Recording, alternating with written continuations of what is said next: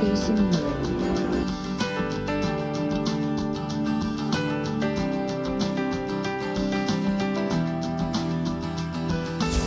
What science fiction directors imagined decades ago is now reality.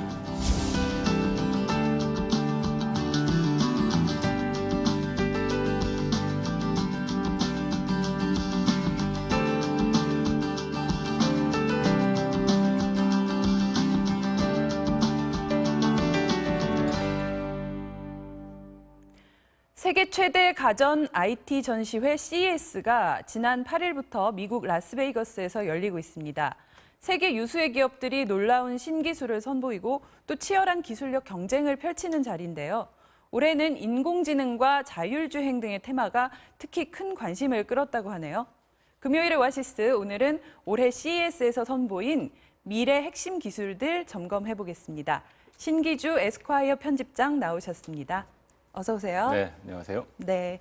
자, 편집장님, 에스콰이어도 이 CES 매년 기사를 취재해서 실으시죠? 직접 또 가보기도 하셨다고요? 네, 맞습니다. 매년 미래를 다녀왔었죠. 네. 저는 흔히 그냥 미래가 시간이 아니고 공간이라는 생각을 CES 갈 때마다 하거든요. 네. CES에 미래가 모여 있고 거기에 가면 미래 기술들을 먼저 볼 수 있습니다. 네. 그 CES라는 것은 세계 최대 소비자 가전 박람회 이렇게 표현되는데 컨슈머 일렉트로닉스 쇼죠. 올해만 해도 150개 국가에서 업체가 4,400개 정도 최대 규모의 행사가 지금 현재 8일부터 11일까지 열리고 있습니다. 네. 네. 자, 그럼 올해 CES의 핵심 키워드 뭐였습니까? 요즘 기업들이 많이 쓰는 단어 중에 하나가 애자일이라는 영어 단어가 있어요. 민첩하다는 뜻인데 네. 민첩하게 새로운 길을 모색하는 것이 2019년에 매우 중요한 화두고요. CES 역시도 이런 식의 민첩한 기술 변화들을 보여주는 제품들, 키워드들이 이제 등장했습니다. 네. 뭐 AI, 인공지능, 뭐 자율주행, 5G 이런 얘기들이 전반적으로 포진되어 있죠. 네. 네. 자, 그래서 먼저 가전 분야부터 좀 보면 국내 업체가 선보인 돌돌 말리는 TV가 큰 인기를 끌었다고 해요. 네, 요즘은 스크린이 정말 펼쳐지거나 접혀지거나 말리거나 이래야 되는 것 같아요. 그 사실 뮤직 페스티벌 보면 항상 헤드라이너가 있잖아요. 가장 간판이 되는 스타, 네. 뮤지션이 있듯이 이런 식의 CES 같은 컨벤션소 헤드라이너 제품이 필요한데 이번의 경우에는 롤러블 TV, LG전자에서 소개한 돌돌 말리는 TV입니다. 네. 얼마 전에 삼성전자에서 그 요즘 갤럭시 F라고 표현되는 폴더블 폰을 보여줘서 사실 화제가 됐었잖아요. 접히는 핸드폰이죠. 맞습니다. 이제 스크린 자체가 예전에 터치가 되는 것이었는데 이젠 접히고 말리고 심지어 구겨지는 단계까지도 구현이 될 것이다고 얘기를 하죠. 네. 네. 그래서 이게 뭐 시청하지 않을 때는 또 탁자로도 돌돌 말려서 그 안으로 들어가기 때문에 탁자로도 쓸 수 있고 또 삼성 같은 경우는 모듈러 TV라고 하는 네. 예, 이렇게 떼었다 붙였다 조각조각 네. 그런 부분도 또 소개가 됐던 것 같아요. 2018년 CES에서 화제가 됐던 거는 더 월이라는 이름으로 삼성전자가 말씀하신 모듈러 TV를 선보였었죠. 거대한 146인치 TV가 조각조각 나서 각자 필요할 때 갖고 다니게 된다는 신개념을 발표했었고요. 이번에 롤러블 TV의 경우에는 말하자면 TV 자체가 존재했다가 사라졌다 하면서 TV를 더 이상 공간을 차지하는 거대한 스크린이 아니라 네. 얼마든지 휴대할 수 있고 필요한 곳에 붙였다 떼었다 할 수 있는 존재로 개념 자체를 재정의했죠. 네, 그래서 이 TV 업체가 TV를 사라지게 만들었다 이런 네. 또 외신 보도도 있었던 것 같아요. 자, 이 접히는 롤러블 TV 그러면 상용화는 언제부터 되는 겁니까? 네, 일단 LG전자에서는 롤러블 TV는 올해 안에 상용화해서 소비자들이 직접 보고 만지고 살 수 있게 만들겠다고요. 네. 아시다시피 CES의 경우 당장 상용화되지 않은 제품이나 신개념의 기술들도 개발되지만 네. 롤러블 TV는 아주 근접해 있습니다. 네. 아마 이 방송 보시면 사고 싶어 하시는 분들이 많으실 거예요. 저도 그러네요. 네. 자, 또 올해 CES는 이 라스베이거스 모터쇼라고 불릴 정도로 네. 자동차 관련 기술들의 비중이 크게 늘었다. 이게 특징이죠. 네, 사실 자동차 메이커들 산업도 위기입니다. 사실 자동차 산업은 20세기에 전 세계 경제를 이끌어왔던 기관차였잖아요. 네. 하지만 21세기 들어서는 과거 형태의 자동차 산업이 과연 존재가 가능하냐라는 질문들을 던지고 있고 뭐 GM이든 또는 우리의 현대차든도 스스로 재정의하려고 고민하고 있습니다. 네. 그런데 2010년대 이후부터 그 세계 경제를 이끌어왔던 것은 IT고 IT 핵심 기술은 이른바 스마트폰이라고 불리우는 우리 안에 있는 휴대용 모바일 기기인데 이 네. 비즈니스 역시도 지금 한계에 부딪혀 있죠. 경제방송 많이 보셨겠지만 삼성전자, 애플, 어닝 쇼크가 지난 4분기의 실적이 굉장히 안 좋고요. 그러니까 2019년 CES에서는 그럼 어떤 길로 갈까인데 결국 자동차와 IT가 결합된 형태의 새로운 기술을 모색해야 한다라는 판단들을 하고 있는 겁니다. 네. 그러니까 사실 어떤 산업이 성장하기 위해서는 그걸 견인하는 견인차가 필요하죠. 이걸 뭐 견인제라고 표현할 수도 있겠고 기관차 역할을 하는 허브 프로덕트라고도 할 수 있겠는데 이 제품이 현재 없는 상태예요. 2010년대까지 스마트폰이 그 역할을 해왔지만 예. 이젠 더 이상 힘들다고 보죠. 갤럭시 시리즈가 삼성에서 만든 브랜드가 올해 2019년이 마침 10년째거든요. 네. 10년 동안 한 프로덕트를 만들었다면 그 다음 단계를 보여줘야 하는데 그 길을 자동차에서 탔고 있습니다. 네. 그래서 이 자동차 메이커들, 그러니까 자동차 회사들도 스스로를 이제 더 이상 그냥 자동차를 단순히 네. 만들어서 파는 회사가 아니라 다른 식으로 이제 좀 더 폭넓게 재정의를 하고 있다. 네, 자동차 메이커라면 뭔가 제품을 만드는 형태의 제조업을 상상하게 되는데 현대차가 스스로 제시한 것도 스마트 모빌리티 솔루션 기업이라는 것이고 네. 그 외에 그게 메르세데스 벤츠든 또는 GM도 마찬가지 형태의 재정의를 하고 있습니다. 근데 네. 이 재정의는 사실 공정 과정이나 노사 문제에 있어서 상당히 많은 변화를 이끌어낼 수밖에 없는 개념이어서 네. 이 개념을 받아들이고 기업이 누가 먼저 체질을 개선하느냐에 따라서 미래 자동차 시장의 주도권이 바뀌게 될 수도 있죠. 네. 그 아마 핵심 기술이 자동차의 경우에는 이제 자율주행이 네, 되지 않을까 싶은데요. 맞습니다. 자율주행, SF 영화에서 많이 보던 개념일 텐데 이게 정말 부쩍 가까이 현실로 다가왔고요. 관련돼서 어느 정도까지 자율주행을 구현할 수 있는지가 CES에서 많이 보여줬죠. 네. 그래서 현대차도 CES에 참가한 이후 가장 많은 자율주행의 개념을 보여줬고요. 심지어는 자율주행이 구현된 이후에 운전자는 실내에서 무엇을 할 수 있을지까지 먼저 고민하고 그거에 대한 솔루션을 제시하고 있는 제품들도 보여주고 있습니다. 네. 자, 이 같은 자율주행 자동차의 혁신적인 기술들 관련 영상 보시고 얘기 이어가겠습니다. AI 기술이 총동원된 분야는 자동차였습니다. 길가의 보행자나 바짝 따라오는 오토바이 등 차량 밖의 상황을 파악하는 건 기본. AI는 탑승자의 생체 신호까지 분석합니다. 스트레스 지수가 높게 나타나면 Meditation mode. 자연 경관과 함께 음악을 틀고 의자 진동, 아로마 등 오감을 통해 실내를 최적화해줍니다. 자, 지금은 자율주행 모드입니다. 이렇게 터치 한 번으로 영화관 모드로 바꿔보겠습니다. 의자가 뒤로 젖혀지고 전면 유리창과 옆면 유리창이 360도 스크린으로 변합니다. 스포츠 모드로 바꾸면 동승자와 함께 운동도 할 수 있습니다.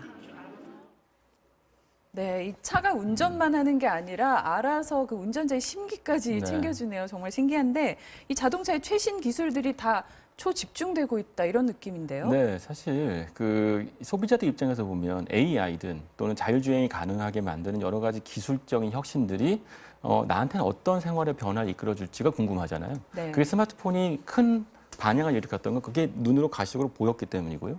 이제 자동차 안에서 그런 식의 소비자들을 만족시킬 수 있는 기술들이 등장하게 되는 거죠.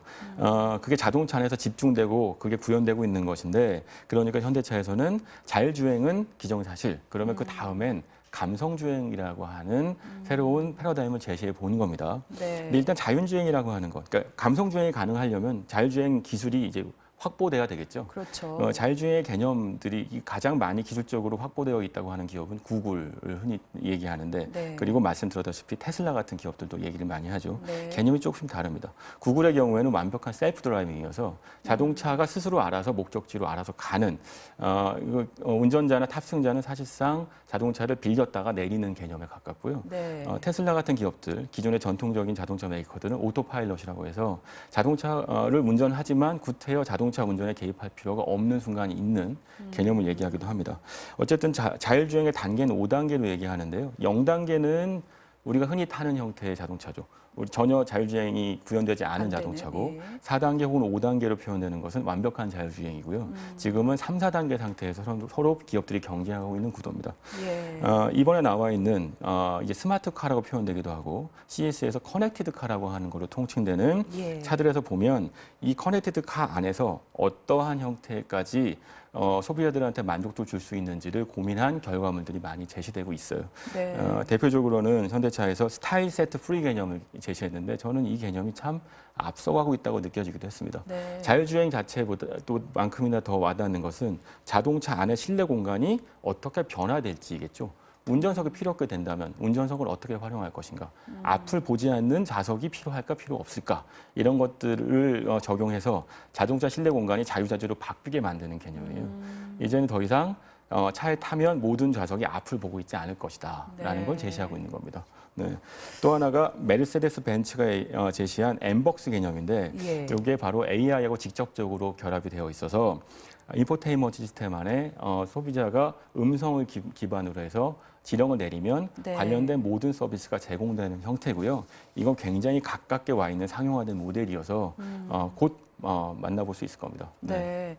자, 이 스마트폰이 그 터치 스크린이라는 신기술을 보편화시켰는데 이 자율주행차에서는 음성 인식이라는 기술이 또 중요하게 네. 앞으로 활용될 거라고 하죠. 그러게요. 사실은 요즘 아이들, 2010년대 이후 태생 아이들한테 스크린을 갖다 주면 터치가 안 되면 의아해 하잖아요. 네. 하지만 예전에는 터치가 되는 게 신기한 기술이었죠. 그렇죠. 근데 사실 재밌는 것은 터치 자체는 새로운 기술이기 때문에 혁신적으로 보이지만 우리한테는 불편한 기술이기도 합니다.